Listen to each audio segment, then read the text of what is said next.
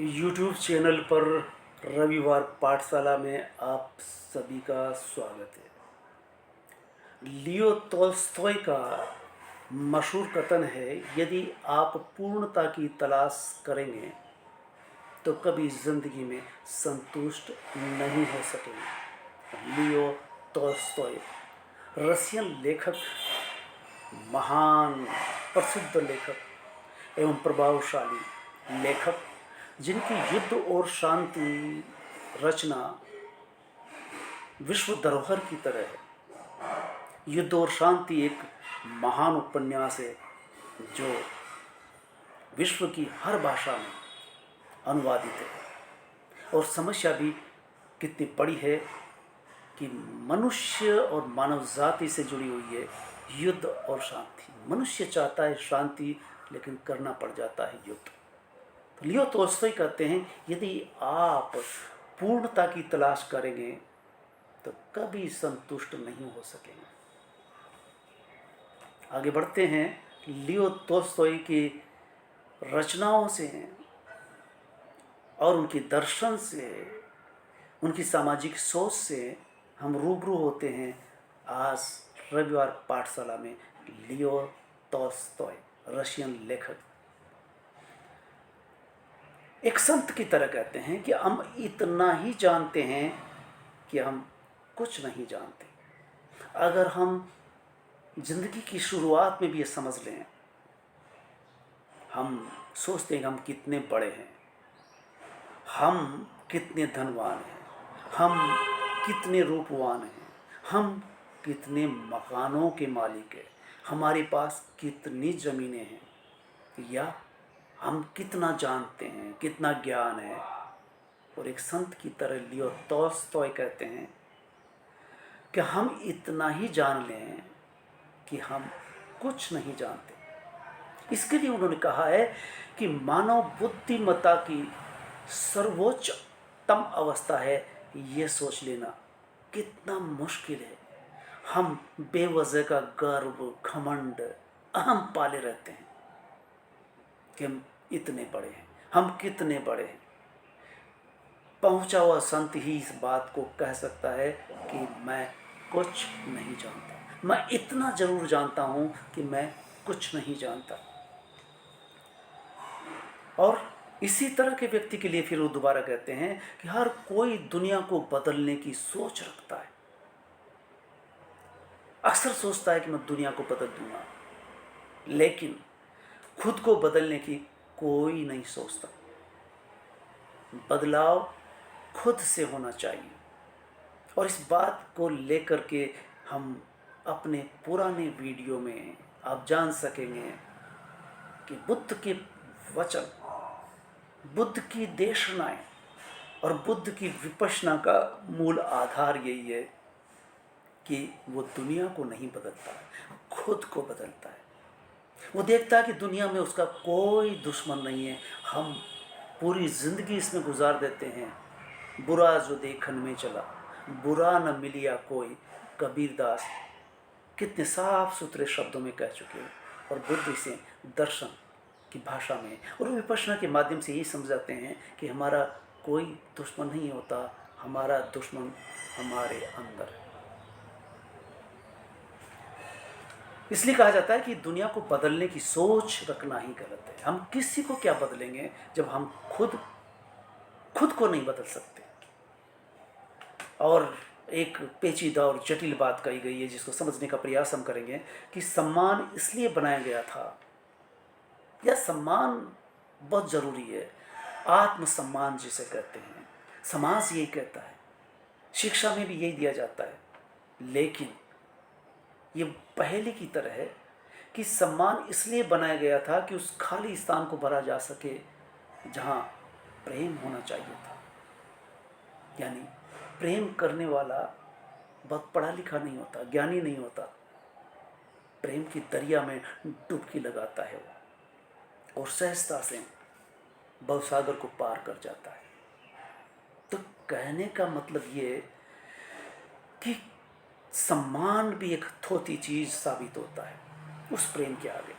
जो प्रेमी है प्रेम करना चाहता है, प्रेम की दरिया में डूबना चाहता है।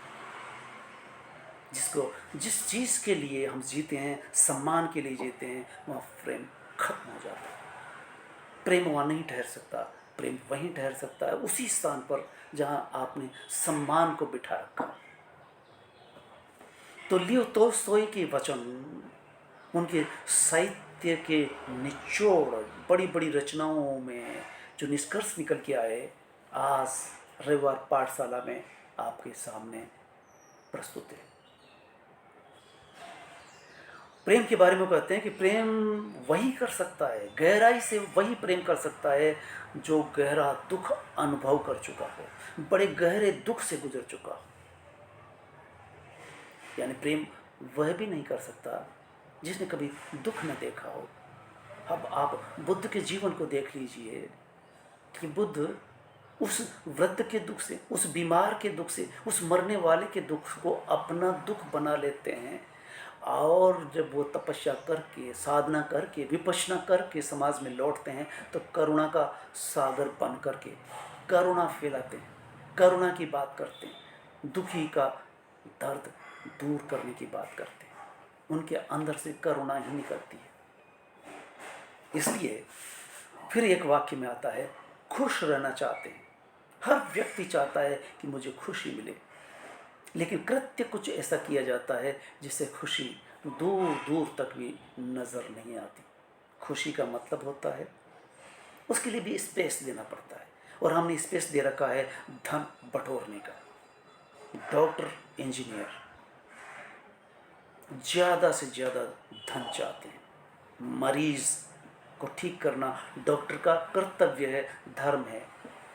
लेकिन वही डॉक्टर जब मरीज की जेब पर ध्यान रखता है, पैसा बटोरना चाहता है, अंततः उसे वो खुशी नहीं मिल सकती। एक व्यक्ति मुझे मिले और उन्होंने बताया कि एक डॉक्टर जिनकी अच्छी प्रैक्टिस चल रही थी, और इस तरह से प्रैक्टिस चल रही थी, लेकिन अंततः उनको ये लगा कि मेरे को इससे सेटिस्फैक्शन नहीं मिल रहा। मैं मरीजों को देख रहा हूँ, पैसा भी आ रहा है, लेकिन सेटिस्फैक्शन नहीं। उसने सारा कुछ प्रैक्टिस को छोड़ा, डॉक्टर को छोड़ा, और जंगल की ओर निकल गए, बिना बताए, बिना घर वालों को कहे। आत्मसंतुष्टि, सेटिस्फैक्शन, वो खुशी जरूरी है। और वो खुशी कहाँ मिलेगी? धन में तो बिल्कुल नहीं, बिजनेस में बिल्कुल नहीं। तो इसलिए कहा गया है, खुश रहना चाहते हैं तो खुश रहिए, और इसके लिए बहुत कुछ नहीं करना पड़ेगा। जब सिकंदर ने पहुंचे हुए संत के पास जाकर के कहा कि मैं बहुत खुश हूं, कि आप क्या चाहते हो, तो उन्होंने कहा कि फिलहाल तो आप एक तरफ हो जाइए, क्योंकि सूरज की सौंधी सौंधी ठंड का वक्त है। सूरज की किरणें मुझे, मेरी ठंडक को कम कर रही है, गर्मी दे रही है, और आप आड़े आ गए हो, इसलिए आप एक तरफ हो जाइए, बस इतना सा चाहिए। वही संत कह सकता है कि हम इतना ही जानते हैं कि हम कुछ नहीं जानते। तो सिकंदर ने कहा कि मैं आपसे बहुत प्रभावित हूँ, आप जैसा बनना चाहता हूँ। तब उन्होंने कहा कि फिर बनना चाहते हो तो आ जाइए, मैं लेटा हुआ हूँ और सूरज की धूप ले रहा हूँ, तुम भी लेट जाइए, मेरा जैसा बन जाइए। बोला अभी नहीं, अभी तो मुझे विश्व जीतना है, विश्व विजेता बनना है। यही ख्वाहिश खुशी से दूर ले जाती। अभी तो मुझे बड़ा डॉक्टर बनना है, बड़ा इंजीनियर बनना है, बड़े बड़े बांध बनाने हैं, बड़ा रिसर्च करना है, और इसी रिसर्च को करते करते, बड़ा डॉक्टर बनते बनते ज़िंदगी गुजर जाती है, खुशी विला जाती है। इसलिए खुश रहना चाहते हैं तो बस खुश हो जाइए, खुश रहिए। और प्रेम की बात जब की जाती है, प्रेम की बात अब कितनी मुश्किल हो गई है। लैला मजनू के साथ जैसे प्रेम पिला गया। लैला मजनू में क्या देखता है? लैला मजनू में जो देखती है, और मजनू लैला में जो देखता है कि किसी से प्रेम करते हैं तो उससे उसी अवस्था में प्रेम कीजिए जैसा वह है, जिस अवस्था में वह है। न कि प्रेमी में वह देखने लगें जो आप चाहते हैं और वह सब बनाना चाहते हैं, तो आप प्रेमी से कभी भी प्रेम नहीं कर सकते। आपको उसी अवस्था में स्वीकार करना होगा, उसे उसी रूप में पसंद करना होगा, तो प्रेम किया जा सकता है। हाँ, ठहर थोड़ी देर।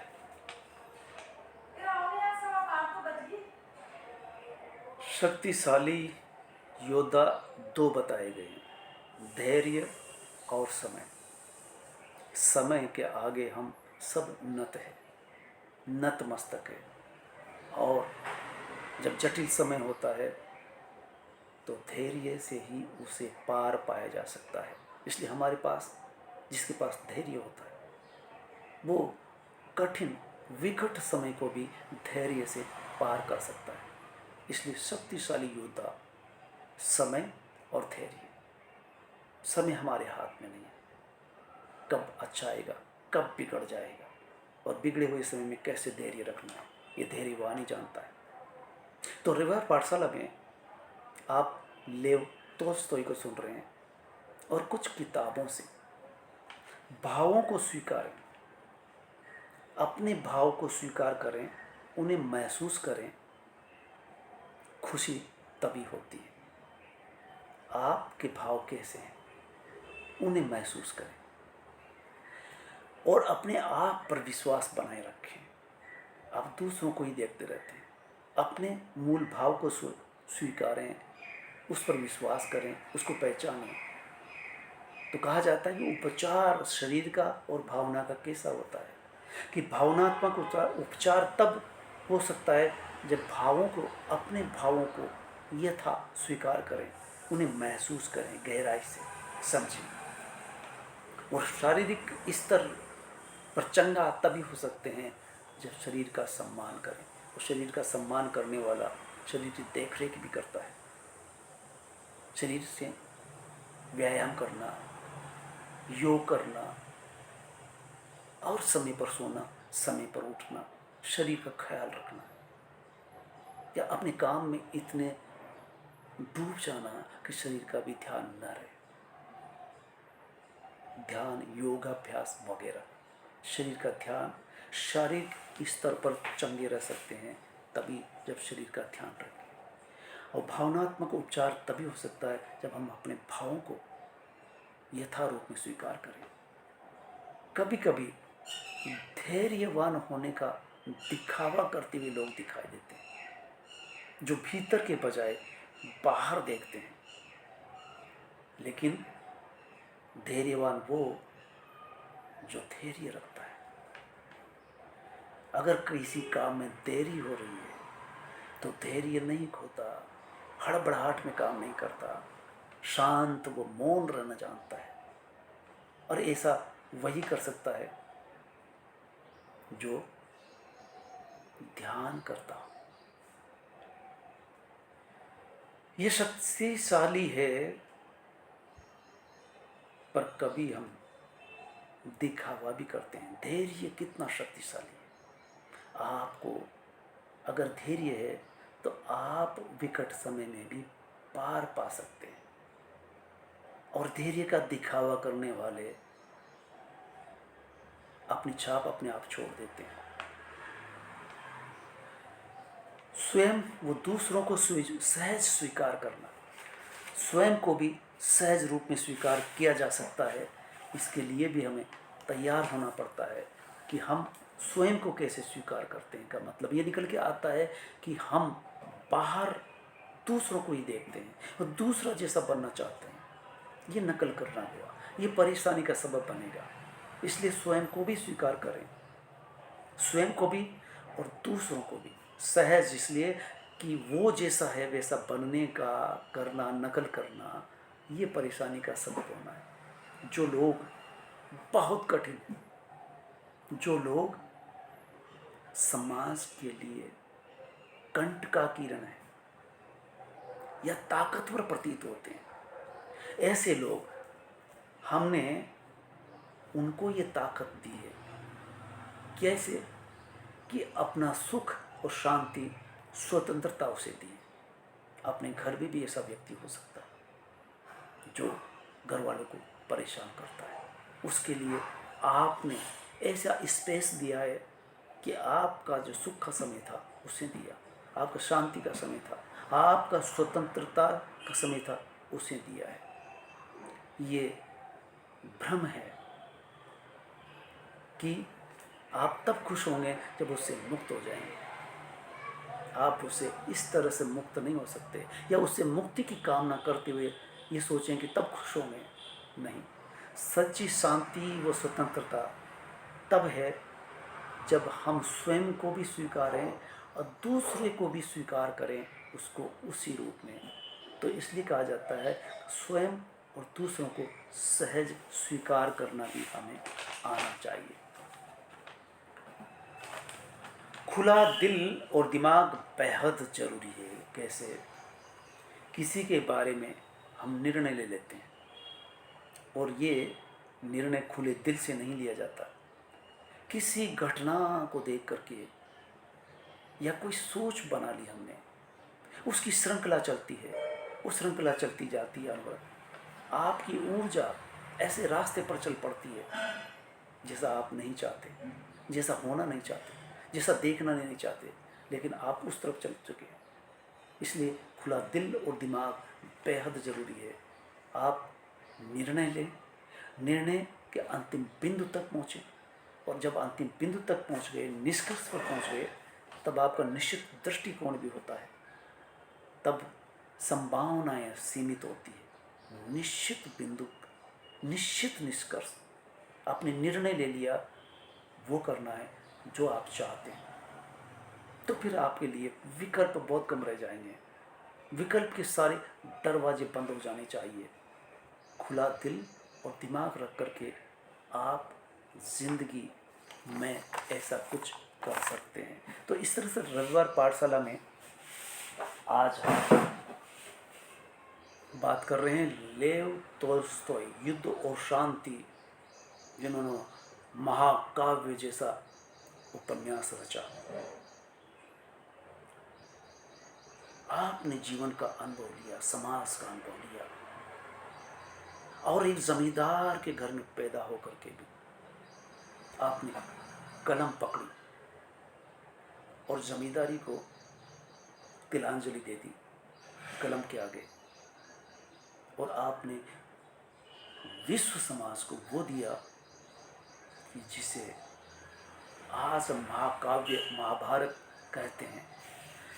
वो महाभारत अभी पाकिस्तान और भारत के बीच में होता होता बचा। हम युद्ध इस तरह से कर लेते हैं जैसे गली में बच्चे बोल के खो जाने पर एक दूसरे पर तोहमत लगाते हुए लड़ लेते हैं, झगड़ लेते हैं, मारपीट कर लेते हैं। कुछ इसी तरह से कुछ बातों पर जहाँ समझौता संभव है, जहाँ चर्चा संभव है। अब क्या हुआ भारत पाकिस्तान के बीच?